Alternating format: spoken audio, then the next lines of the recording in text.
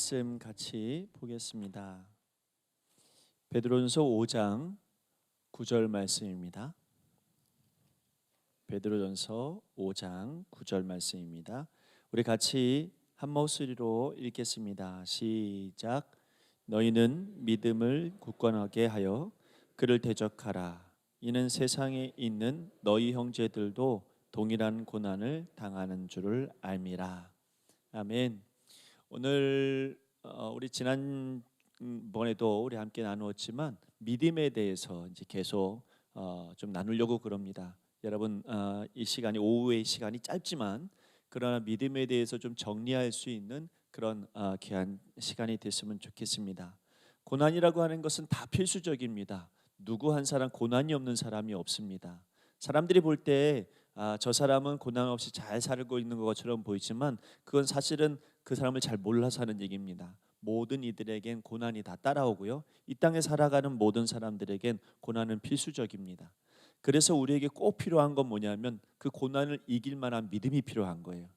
이 믿음이 우리에게 있느냐 없느냐에 따라서 고난에 대응하는 태도가 달라집니다. 오늘 우리가 그런 믿음이 있기를 간절히 바랍니다.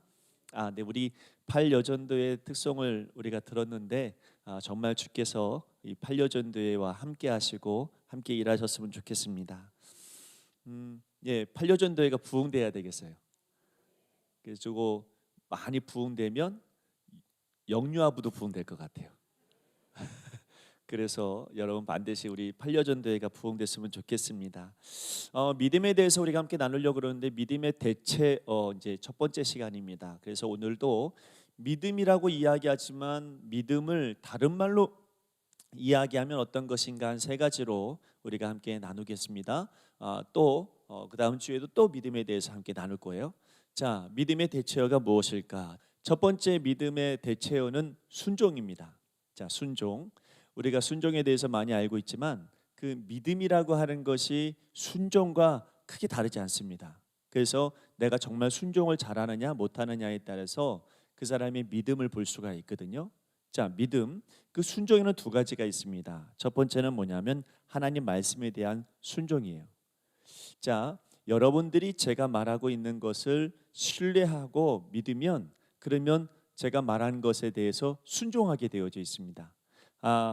말씀을 들을 때 믿어지면 신뢰가 되면 저 말씀은 정말 하나님 말씀이야 이렇게 받아들이고, 어떤 사람은 저를 신뢰하지 못한 사람은 제가 어떤 말씀을 전해도 저 거짓말하고 있네 이렇게 생각할 수 있어요. 자, 이 중에 그런 분 없죠? 네, 저 말씀은 맞는 말이야, 옳은 말이야 이렇게 되어지면 제가 어떤 말씀을 전할 때에 그 말씀에 여러분들에게 순종할 수 있는 힘이 생겨나게 됩니다. 그래서 말이라고 하는 것은 누군가를 내가 믿는다, 누군가를 믿는다 그럴 때 그 사람의 말을 믿어주는 거예요. 그 사람의 말을 믿어지지 않으면 신뢰가 되지 않고 전혀 믿음 없는 사람이 되는 겁니다. 또 하나는 주어진 상황에 대한 순종입니다. 우리 하나님께서 어떤 하나님이시냐면 창조주 하나님이십니다. 아멘. 또 우리 하나님 어떤 하나님이시냐면 우리를 구원해 주시는 하나님이십니다. 또 우리 하나님은 아까도 우리 영상을 보았지만 동행하시는 하나님, 함께 하시는 하나님이에요. 자, 이런 하나님을 여러분 믿으십니까? 자, 여러분이 믿는 하나님은 그런 하나님이라고요. 자, 근데 문제는 뭐냐면 그런 하나님을 내가 믿는데 자, 여러분들이 하는 모든 사업이 실패했어요.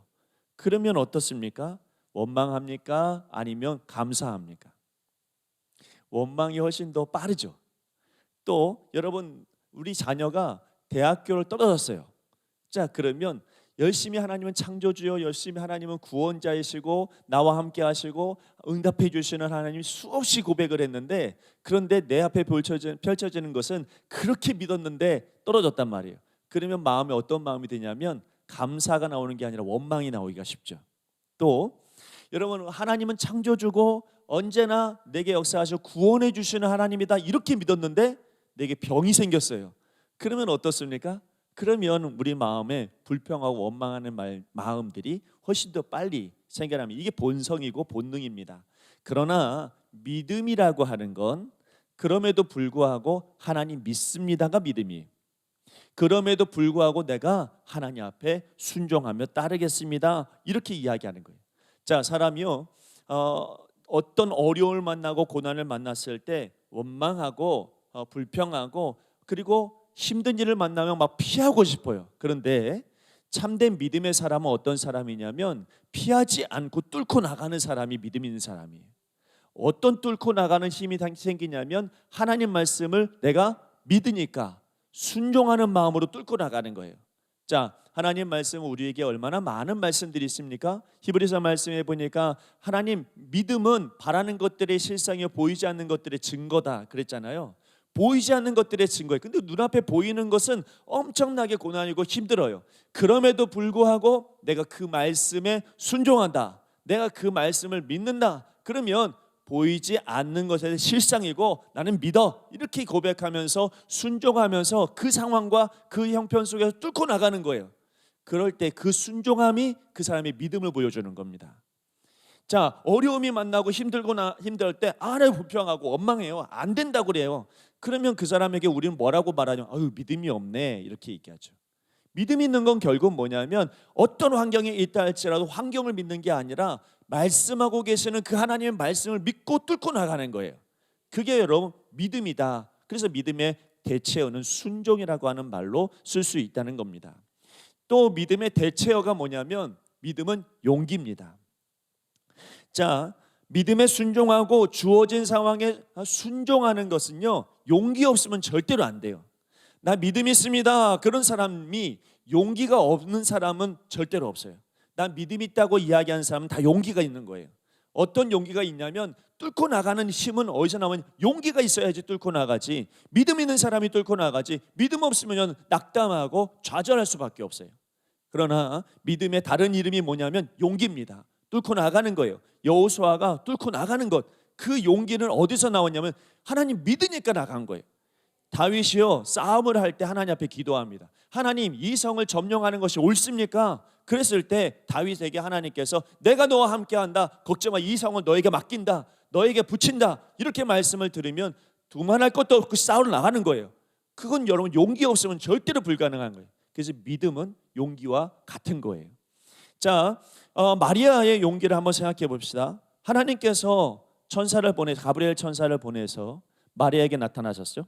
그리고 나서 말씀하시기를 너에게 성령으로 잉태된 아들이 있다. 아들의 이름을 예수라 해라. 그랬죠. 근데 이 마리아에게는 어떤 일이 있었냐면 그래요. 맞습니다. 네, 아주 감사합니다. 이러지 않았다고요. 왜냐하면 그 당시의 상황을 보니까 내가 결혼하기 전에 아기를 낳았다? 이거는 여러분 돌에 맞아 죽을 일이에요. 그런 상황들을 보면 마리아가 마지막에 뭐라고 말씀하시냐면 이렇게 말합니다. 주의 말씀이 내게 이루어지이다, 이렇게 고백해요. 우리는 쉽게 이 말씀을 이해할 수 있겠지만 마리아는 이 말하기까지 얼마나 용기를 냈는지 몰라요. 여러분, 이 말하기까지 얼마나 용기를 냈는지, 이 용기는 어디서 나왔냐 말이에요. 용기는 믿음에서 나온 거예요.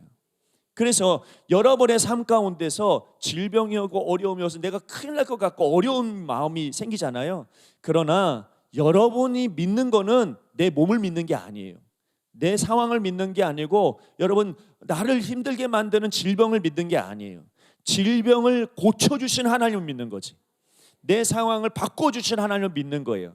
그러니까 이 믿음이 있는 사람은 뭐가 생기냐면 용기가 생기는 거예요. 내가 힘들고 내가 지치지만 아니야, 그래도 내가 하나님께 나가야지. 내가 기도해야지. 그래도 내가 하나님 앞에 매달려야지. 그 하나님께서 역사해 주실 거야. 여러분, 마리아의 믿음은 뭐냐면 주여, 주의 말씀이 내가 이 환경 이 상황 다 알지만 그러다가 주님 내게 이루어지이다. 여러분, 이게 용기예요. 용기는 믿음에서 나오는 겁니다. 여러분, 거짓말 한 번으로 10,000원이 생기는 것을 아는데 거짓말을 하지 않고 5,000원에 만족하며 사는 것, 이게 용기입니다. 그렇잖아요. 여러분, 내가 조금만 거짓말하고 조금만 잘못하면 그러면 오히려 다른 사람들 아무도 몰라. 나에게 10,000원이 떨어져. 그런데 이 10,000원이 떨어지는 이것을 알면서도 내가 거짓말하지 않고 오히려 그 5,000원에 만족하고, 아니 더 작은 돈에 만족하고 그러면서 살 수 있다라고 하는 용기, 이거 어디서 나오냔 말이죠. 이거 하나님을 믿는 믿음에서 나온다는 얘기입니다. 여러분, 또 충분히 분노할 만한 상황이고 이길 수도 있어요. 근데 주님의 말씀을 생각해서 나를 누르고 절제하는 것, 이거 어디서 나오냐면 용기에서 나오는 거예요. 자, 내가 봤을 때 이건 너무나도 화가 날 일이에요. 너무 억울해요. 이건 저 사람이 분명히 잘못한, 100% 잘못한 거야. 그런데 그럼에도 불구하고 내가 싸워서 이길 수도 있는데도 불구하고 내가 그럼에도 주님의 말씀이 기억나는 거예요. 주님의 말씀을 기억하면서 주님께서 그렇게 하셨던 것처럼 내가 참자, 내가 참아내자, 누르고 절제해요. 자, 이 절제하는 건 어디서 나오냐면 이것은 내 마음가짐에서 나오는 게 아니라 이건 믿음에서 나오는 거예요. 내가 용기를 가지는 거죠. 절제할 수 있는 마음도 용기가 있어야지 절제할 수 있는 거예요. 용기가 없는 사람은 절제가 안 돼요. 용기가 있는 사람은, 믿음이 있는 사람은 절제가 됩니다. 또 상대가 분명히 잘못했어요. 내가 그럼에도 불구하고 용서를 해주는 겁니다. 아니, 용서해 줄 필요가 없죠. 그 사람들 전혀 신경도 안 쓸 수 있어요. 그런데도 불구하고 내가 하나님 말씀 생각하고 믿는 사람이니까 그래, 용서해 주자, 여러분 이러면서 먼저 손을 내밀어요. 이거 용기입니다. 이런 용기가 어디서 나오냐면 믿음이 있는 사람만이 할 수 있는 용기라는 거예요. 그러므로 믿음이라고 하는 것은 같은 의미입니다. 용기가 있어야 된다. 근데 중요한 게 있어요. 용기의 출처가 분명해야 그게 믿음이 됩니다.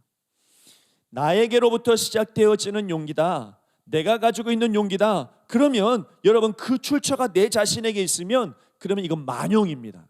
자, 보세요. 마귀가 내게 막 공격해 와요. 근데 마귀를 이길 수 있는 힘이 나에게 있어. 나는 분명히 저 마귀를 이길 수 있어, 능력이 있어, 그 자신만만해요. 여러분 이런 사람은 100% 집니다. 그런데 내가 이길 수 있는 힘은 나는 하나도 없지만 그러나 내 안에 계신 주님은 이길 수 있어. 여러분 이런 믿음이 내 안에 생겨나면 이 용기는 어디서 나오냐면 출처가 나에게서 나온 게 아니라 내 안에 계신 예수님께로부터 나온 거예요.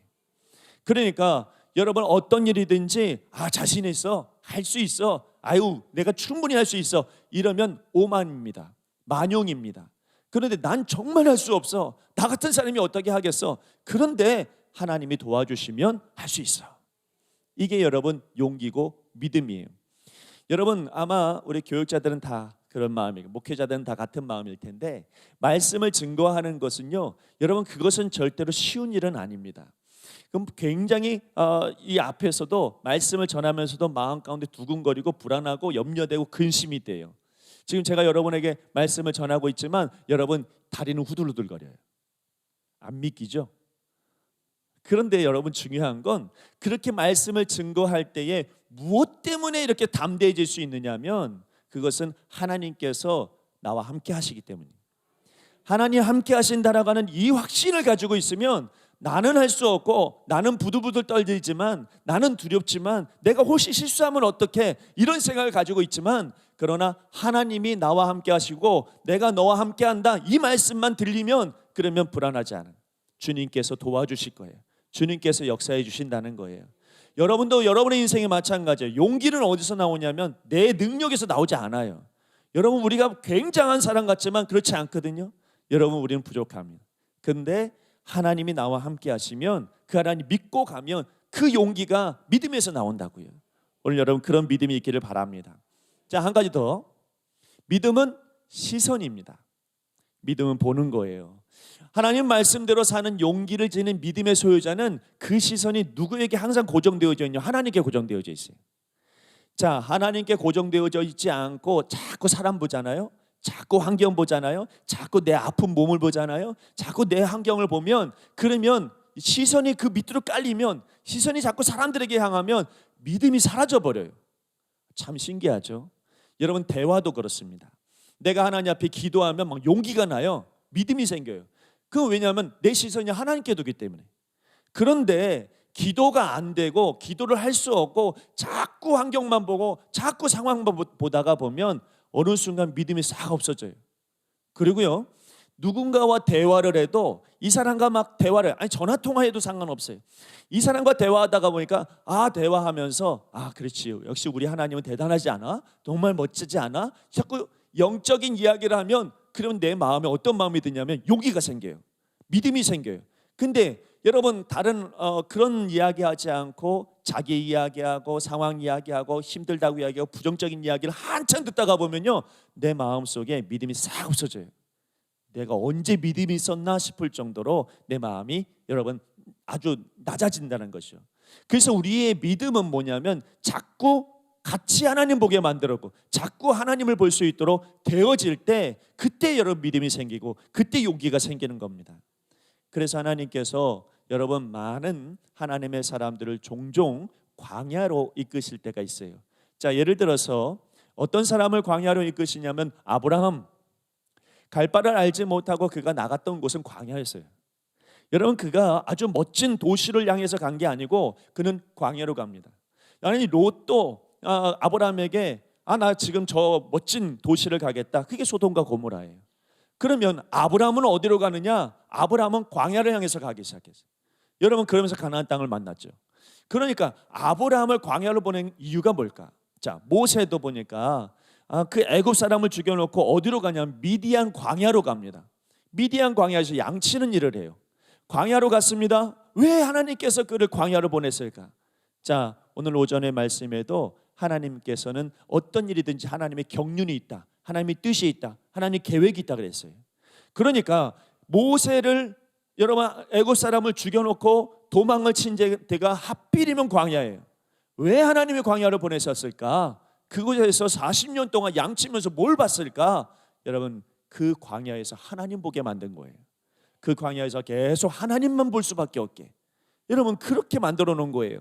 또 보니까 이스라엘 백성도 이집트에서 애굽에서 탈출해서 어디로 갑니까? 광야를 거쳐서 가나안 땅으로 가잖아요. 근데 가나안 땅에 제대로 못 가니까 여러분 부정적이니까 40년 동안 광야 생활을 하라고 만들어요. 왜? 광야 생활을 하면서 딴 거 보지 말라고. 자꾸 딴 거 보고 그 가나안 사람들 보고 환경 보니까 못 들어갔잖아요. 그러니까 그들에게 광야를 보게 해서 뭐라고 하냐면 사람 보지 마, 환경 보지 마, 하나님만 봐. 이렇게 시선을 하나님께 두게 하시니까 이스라엘 백성들이 가나안 땅에 들어가게 된 거예요. 여러분, 또 다윗도 보니까 그가 여러분 사울 왕한테 피해서 어디로 도망가요? 광야로 도망가잖아요. 도망갈 때가 광야밖에 없어요. 엔게디 광야. 저도 그 엔게디 광야를 가보니까 여러분 거기는 풀 한 폭이 없어요. 그냥 사막이에요. 그리고 절벽으로 가득해 있어요. 그 어디 숨었는지도 몰라. 그런데 거기 숨어서 왜 다윗이 도망을 치게 했을까? 거기에서 사람 보지 말라고. 아무리 봐도 사람 안 보여요. 어디를 봐도 풀 한 폭이 볼 수 없어요. 그러면 뭘 보라고 말하고 있느냐면 거기서 하나님 보라고. 시선을 하나님께 두라고. 여러분, 예수님도 이제 주님께서 공생의 기간을 시작하려고 하실 때 그분이 마귀로부터 시험 당할 때 어디로 가냐면 광야로 가시잖아요. 광야에서 시험 당해요.